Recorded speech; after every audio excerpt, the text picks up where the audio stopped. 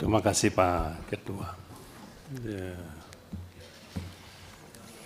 Bapak Ibu anggota Komisi 3, pimpinan Komisi Yudisial yang saya hormati.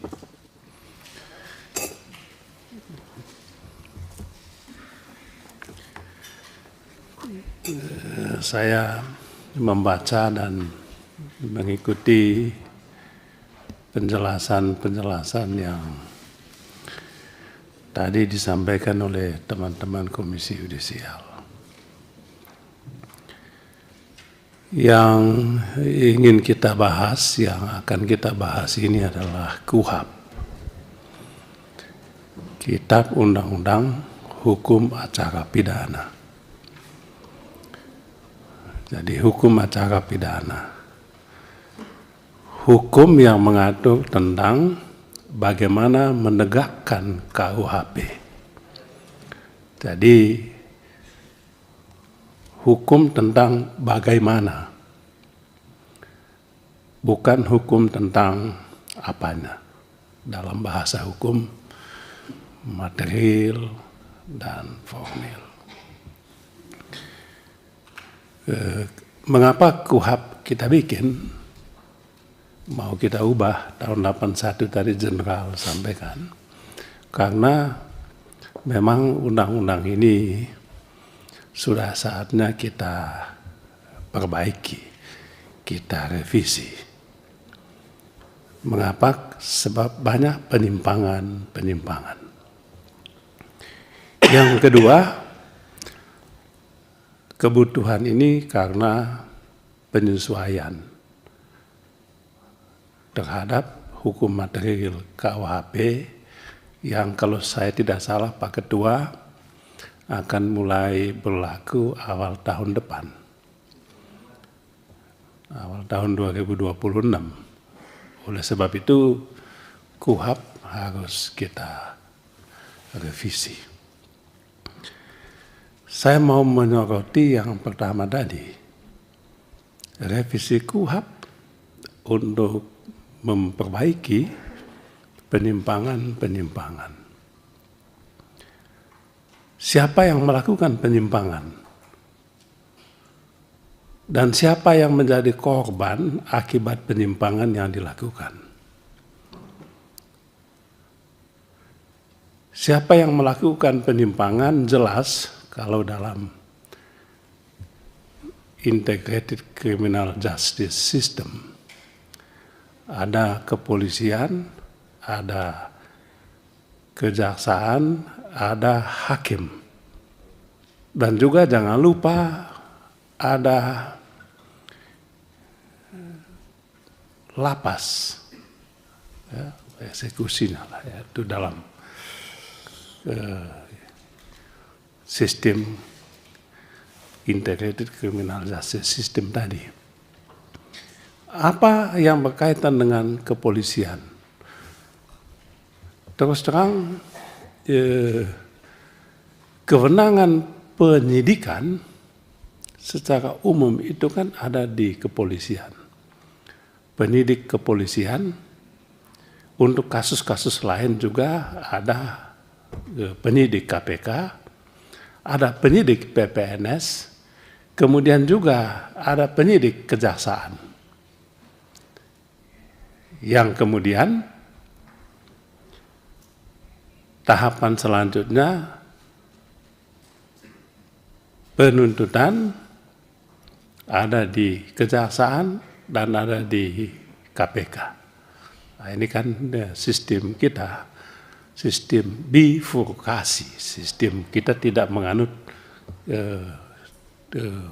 sistem tunggal, tapi sistem bifurkasi. Artinya penyidikan itu ada di beberapa institusi. Lalu mengapa kita mengawasi? Mengapa kita memperbaiki? Penyimpangan yang dilakukan selama ini adalah pada tahap penyelidikan dan penyidikan ini. Terutama tindak pidana umum, non korupsi, yang bukan menjadi kewenangan Kejaksaan dan KPK.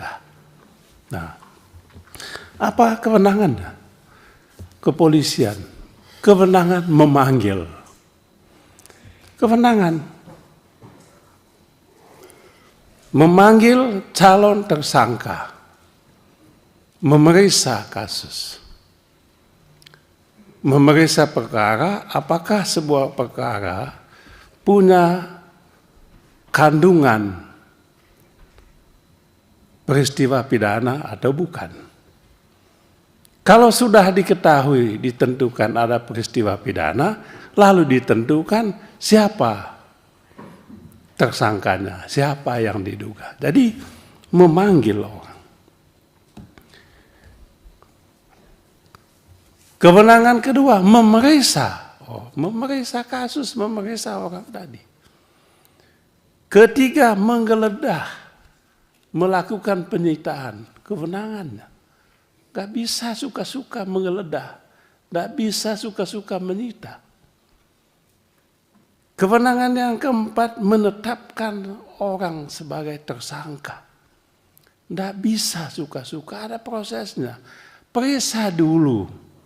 Dalam KUHP itu ada bukti permulaan yang cukup dulu, barulah orang itu dipanggil untuk diperiksa. Untuk diselidiki dulu. Lalu disidik, penyelidikan dan penyidikan. Jadi tahap penyelidikan, tahap untuk menentukan ada tidak peristiwa pidana. Setelah itu baru masuk ke penyidikan untuk menentukan apakah ada tersangka atau tidak.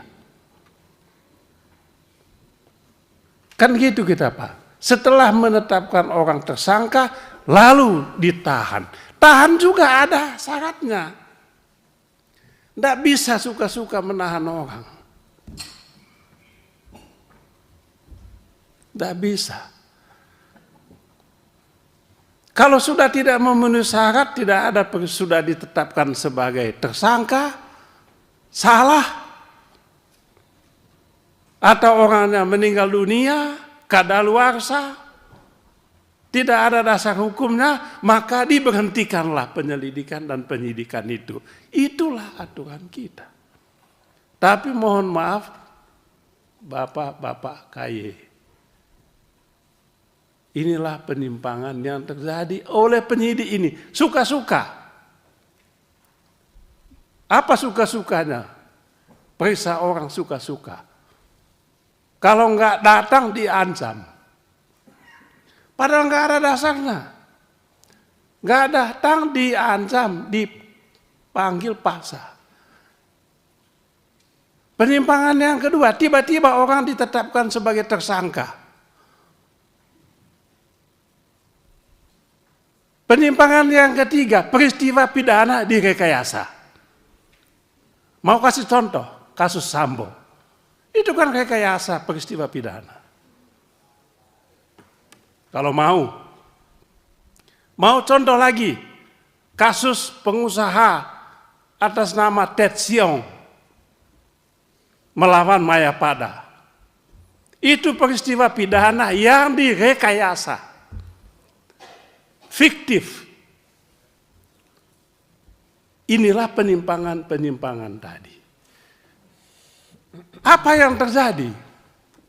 Yang terjadi kesimpulannya Bapak-bapak KY yang sangat saya hormati. Hukum itu dijadikan alat. Penegak hukum juga dijadikan alat. Enggak polisinya, penyidiknya, enggak jaksanya, enggak penuntut umum. Kewenangan penyadapan yang masih abu-abu suka-suka dipakai. Sekarang Bapak KY tidak jelas yang punya kewenangan menyadap ini siapa. Aku kalau punya duit juga aku bisa beli alatnya. Aku bisa nyadap. KPK bisa nyadap, polisi bisa nyadap, jaksa bisa nyadap, BIN bisa nyadap, siapa lagi yang bisa nyadap? Suka-suka kita. Nah, hukum jadi alat penegak hukum juga menjadi boneka. Bonekanya siapa? Bonekanya oligarki. Itu yang terjadi. KUHP mau kita revisi, mohon maaf Pak Ketua, kalau bisa kita, ada dulu usul kita, ada hakim komisaris. Supaya setiap jaksa polisi menetapkan, memeriksa orang, menetapkan TSK, ya bisa langsung. Hakim komisaris dulu. Untuk ngawasi, tapi mohon maaf, teman-teman kita di polisi tidak suka dengan ini. Tidak suka dengan hakim komisaris ini, karena akan membatasi mereka. Tapi pertanyaan pokoknya Pak Ketua yang terhormat dan Bapak-Bapak Komisi Yudisial adalah bagaimana tadi?